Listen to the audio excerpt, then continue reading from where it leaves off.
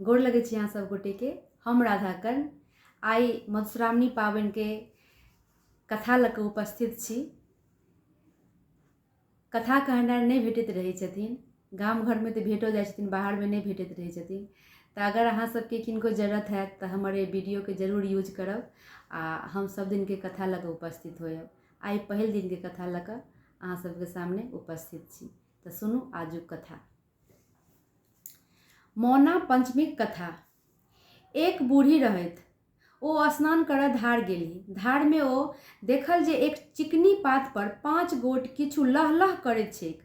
बूढ़ी के देखी लहलहाइत जीव मुँह खोली बाजल, ये बूढ़ी, जाओ लोक के कहियौक ग जे आइ मौना पंचमी छियैक। आइ 5 झाक चिकनी माटी खोधी लाबऽ, घर आंगन नीपे, तेल कुड़लै, नहाय सोनाय, आंगन में 5 गोट चिकनी माटिक थुम्हा बनाबे, ओही में सिंदूर पिठार लगाए, ऊपर में दुभी साटी देबे, नव कड़ाही में खीर घोरजाउर रान्हे, बिषहारा के पूजा करे, हुनका दूध लावा चढ़ाबनि, खीर घोरजाउर उसरग दैथ, नीमक पात, अमतौला, दारिम, झौआ, नेबो, आमक फकुआ, नेंगरा कूस आ धामिक पात सेहो चढ़ाबनि। ओही दिन सब केओ तीत कोत खाय क खीर घोरजाउर खाय।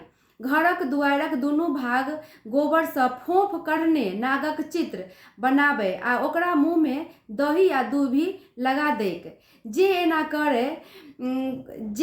क ई पाबनि करत तेकर सब कल्याण हेतै आ जे एना नहीं करत तेकरा बड़ा हानि हेतै।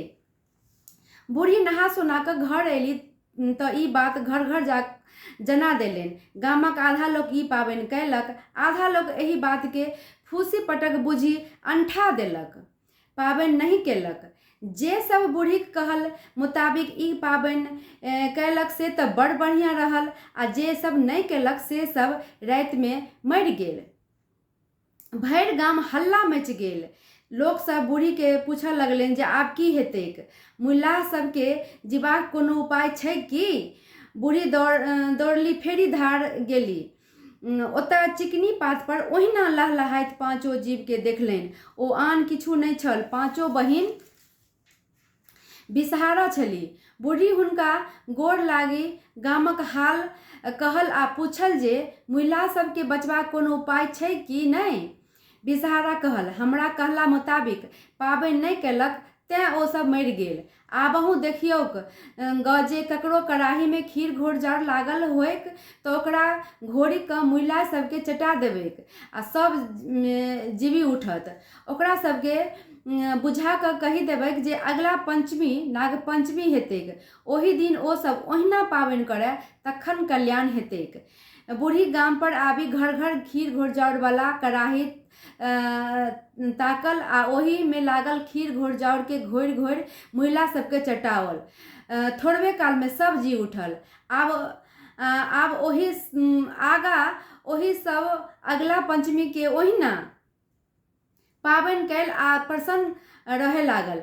जे सब मरि गेल छल आ नाग पंचमी के पाबनि कैलक से मरय कहाओल। ई छल आजुक पहिल दिन के कथा।